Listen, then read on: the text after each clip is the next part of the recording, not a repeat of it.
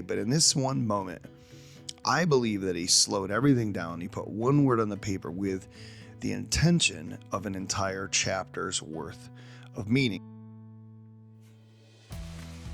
Hey there, class kickers, and welcome back to another episode of the Kicl Some Class podcast. I'm kicking it solo today in this episode of the show that's designed to help you, the educator, kick some class in every area of life, whether that's at home, or your personal life, or at school. And today I wanted to talk about something that kind of struck me from a book that I read recently. And so this is a book by Gary Vee called Crush It. And in the middle of this book, I actually wrote about this in my book. He had this one word chapter, right? And that one word on the page was the word care. And as I thought about it, I'm like, man, it's so deep in the fact that you just put one word down for the entire chapter. And I can tell, if you've seen any of Gary Vee's stuff, I mean, super fast-paced guy, his brain's all over the place, in the sense of like, he thinks of things so fast to communicate. But in this one moment, I believe that he slowed everything down. He put one word on the paper with the intention of an entire chapter's worth of meaning. And what I want to talk to you guys today about is turning the page too quickly. Is that thing that happens to us as we read sometimes or go through anything in life, is that we have this idea that we are going to accomplish something. We're going to get it done. We're going to check it off. We're going to move on to the next thing. And then we're going to be able to get that done and check that off, right? You got that to-do list, whether you use it, an app or something like that. But the point that I want to make is, if you turn the page too quickly, you might have had that like, oh, it was a nicety, care. Oh, we care, right? And then you would have moved on, not really thinking about what it meant to care. And so as I was thinking through that and just like, man, how much do we care about that kid that's in front of us that's struggling, that might be a pain? How much do we care to know what their backstory is, why they are the way that they are? How much do we care to know about the home that they go to, right? The one that they come from, the things that are going on. Like, when we assign a certain amount of homework or not, are we caring about the relationships that they have with their family, with their siblings? Do we care about the things that they have to do when they go home? Do we care about the bus ride? Do we care about those things? Like, and whatever you do, whatever you have to make and generate and put forth for each day, do you care about what the kids get when they're with you in your class? Do you care for those admin out there, what the teachers take away from that time that they have in the building that you are the administrator? And so it kind of got me thinking through this, like, it's a fear that I have. And on the other side of this is this value. So this is one of my values, is reflection, meaning that if I take time to stop and to actually think about life, about it in a moment, then I can get from it the learning, the value. I can reorient myself and respond instead of reacting to the situation just with whatever margin I have left in life. And it has a lot to do with our speed of life, right? And so that's kind of the issue that I want to get at today. But I have just a couple of maybe side questions for you. Is what if we swap out that word care from Gary Vee's book and we put the word connect? Would you be able to slow down? I'm going to give you a list of these today, and this is going to be a short episode because what I'd like you to do, this is my homework to you, is I'd like you to go through and to think about one word for a period of time. A lot of people do one word for their New Year's resolution. I hate New Year's resolutions because most of the time it's something that I know I should incorporate into my life anyway. And by throwing that resolution out there, I don't really have a whole lot of intention on doing it. What's going to happen is I'm going to feel bad about myself, and that shame-based stuff kicks in instead of a growth mindset to say, okay, I know I don't need to be perfect, but this one word I can focus on, as long as I understand what it means to me, what I want it to mean in my life, I'm going to focus on one word for a long period of time, right? And so that word for me this year would be action, is to step out and actually do the things that I say matter to me and to get some forward progress, because instead of learning, instead of dreaming, instead of complaining, instead of whatever, I'm actually going to do it. So here, the first word is the word connect. So what does that word connect mean to you in your classroom? If there was an entire chapter that you could write in your mind as you step back and reflect on a word, what would you be writing as that means to you with the word connect? So when I went through this, I thought, man, I believe a huge percentage of a teacher's job is just to connect with kids where they are and validate who they are. Another thing you guys have heard me say on this podcast is that I believe that complaining about parents is it shows me that you have a view that parents are on your team instead of the other way around. This is their child for their entire lives. This is your student for a certain amount of time during 1 year of that kid's life. You're on their team. So are you connecting with parents to say, hey, how can I be a really cool, maybe assistant coach for your team for this season and connect with them on a different level? It shifts the mindset that we have from one of like consuming their kid in our world to connecting and serving their kid and their family in their world. Now, what about administration? If you are an admin or connecting with your admin, this is something I talk about in my book called The Hero's Hierarchy, which I really believe in. In the hero's journey story, we have, you have the hero, you have the journey, but then you have the guide. And the guide is the one that comes alongside to help the hero through whatever obstacles they have. And so connecting with someone, whether it's your admin, whether it's somebody in your department, it's a friend down the hall, I don't know, maybe it's somebody in your professional learning network, on Twitter or whatever, somebody that you've connected with. Is that a point of a place where you can grow, right? And then the last one that I came up with that hit me really quickly is your family. How much of your job crosses over and takes away time for you to connect with your spouse, with your kids, with your family, with your friends, with your neighborhood, with the people in your personal life that matter to you? That's a powerful reflection for you to come at and think through and then to wonder what could that do. So I'm going to rip through a couple of these others. Now, yes, I am turning the page too quickly right now, but the point is to just give you something to reflect on, to give you something to go through and to think like, hey, if I went through and I paused and in my reflection, in my brain, I could write a whole chapter about what this one word means, would I be able to take away enough to make a shift in what I do for myself, for my students, and for the families that I serve? So the next one is listen.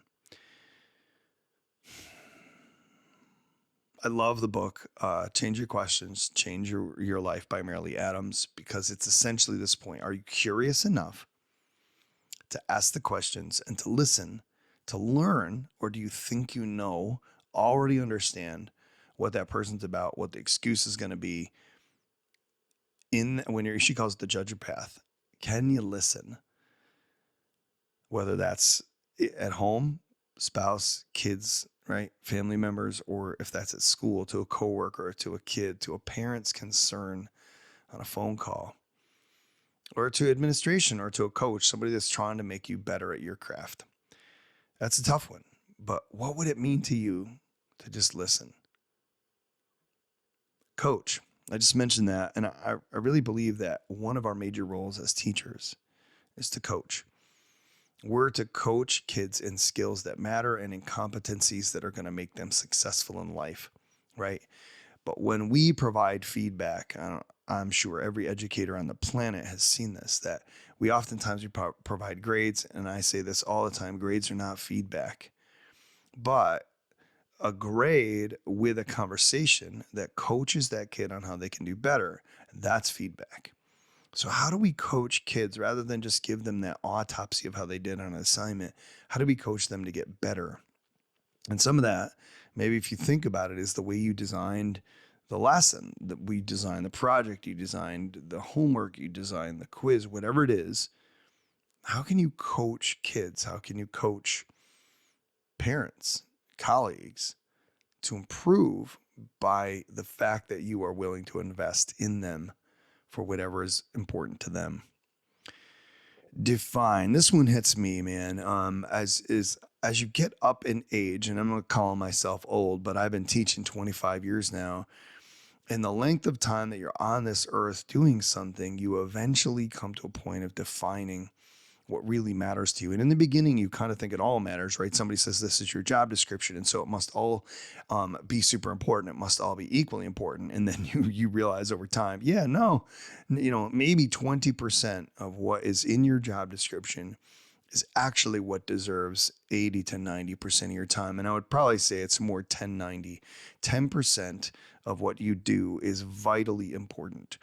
And 90% of things probably can be pushed to the side and done when maybe you're not in the greatest of mindsets. But if you are in tip-top physical, mental, emotional, ready to go, that's when you've got to engage kids. That's when you've got to ask questions. But what does it mean to define what's clearly important and most valuable to you? Can you write that chapter? And then once you've defined it, you got to choose, right? So there are things, I'm going through this right now with just trying to decide, do I want to keep doing everything that's on my plate from the last year? Do I want to carry that into next year? Or do I want to actually choose fewer things and do more in those areas because they matter more? And it's hard when you have to let go of some things that are good to do more of what is great. And that's my struggle right now. I was just thinking through this. I've been coaching sports my whole time as an educator, but thinking through the time that I want to have available to my family now that my daughter is going to be heading to school, the time that I want to be able to to write, to do more podcasting. Like, do I want to make a difference in a different way? And therefore I have to choose. And the only way you can really choose is to honestly define what's valuable. So I think those kind of go together. And they maybe feed into this next one, which is boundaries. Have you reflected on the word boundaries? Love that pause. What would that actually mean for you? Would you think about boundaries for your colleagues, for your students, for a certain number of assignments, for things you bring home or don't bring home? As I'm talking about that all the time, what do boundaries mean for you? And can you find places where maybe you haven't established a clear boundary, or maybe you need to establish a further away boundary to give yourself a little bit more margin so that you're not stressed and you're not burning out and you have some margin in your mental, emotional state for your own children or your spouse or whoever it is that's important to you at home. So what does that mean to you? And then the last one is probably the deepest one for me, which is the why. This is the thing that really started to shift for me over time. If I put why on a one-word chapter, I would immediately read into that the value structure. Like, why do we do what we do? Why do we give a certain amount of homework? Why do we teach from the front? Why do we use that technology? Why did I use that assignment? Why did I show that video? Why did I have that conversation? Why are we educating kids in the same classroom for a certain amount of time? And why are we departmentalizing it? Like, just to think through that. And you might think, well, what's the point of that, Brian? Like, why would I do that if I'm not the administrator, I'm not the one who designs the school? Because once you understand why you do it, then it allows you to figure out whether or not all the things that you experienced as a kid, all the things you were trained in college, and all the things you did this year or last year, should you do them again? And there's a million things I could talk about. Like, you hear me say this all the time about homework. I came to the conclusion that homework was mostly about completion and compliance. And a lot of times it was not actually kids showing me what they knew, practicing what they needed to practice, or creating something valuable to them. And when I think about what should I be giving kids to do at home and why should I be doing it, to me, it's to extend their own curiosity and creativity. And if my assignment, if my lesson didn't pique that, then I have no business intruding into the home life of a kid who needs a break. I mean, imagine if your boss sent you home with 2 to 3 hours of work to do at night. you'd riot. But you do it to yourself, and then you do it to kids. And for me, this is coming back to that balance piece. I want to do a great job with students when I'm in that building. And I want to do an amazing job with my wife and daughter when I get home, and for my own self, my own health, my own well-being. Because if I don't, one of those things is going to collapse. And just like the Titanic being, compartmentalized, it's going to bring down the rest of the ship. Talk about that in my book, which is like the overflow principle that happens in the domains of life. But can you slow down today? Can you slow down and think, hey, why do I do this? Can you slow down and think, am I connecting with kids? What does it mean to listen? What does it mean to coach? What does it mean to choose? What does it mean to set boundaries? And what does it mean to rest? Like all those things. And then Gary Vee's, I got to end with that. What does it mean to care, man? So, I just think there's so much here about not turning the page so quickly, not being worried about moving on to the next thing, but what can you take away some meaning so that your intentions as you go forward are always set on the things that are valuable to you. And I'm going to use this to kind of plug a couple of recent episodes. I had interviewed Matthew Joseph and from X Factor EDU. And the reason I met him at NiSkate last year and really took away where he talks about professional learning networks, right? And in that same exact thing, I was there to learn. I was at a conference. I had a connection with him, and he and I have gone back and forth. I wrote a blog on his website. I'll link that in the show notes. But I also met Tim Needles, just the guy who was in the last episode. And, Tim talked about creativity, and it just changed the way that I do things. Why? Because I reflected on what it meant to be coached and to connect with people in my profession that might not be in my building. I love when people say sometimes the best professional development is the teacher next door. I believe that's Brian Aspinall from Codebreaker EDU. But sometimes it's not. And that's not a judgment. It's just that you need to get out of your comfort zone sometimes, connect with people online and learn. And we all get better in the process of that connection. So I'll link those episodes down. If you haven't heard them, check them out on YouTube. They're there. But I really hope that this episode helps you kick some class. But here's the deal. You have to do something with this to be a class kicker. And that means not just moving on to the next podcast in line, but stop, think, create an action plan, and then ask yourself, how is my life going to be different based on what I heard, listened, watched, whatever. However you're consuming, then go out and create a better life that makes you a class kicker. We'll catch you guys in the next one.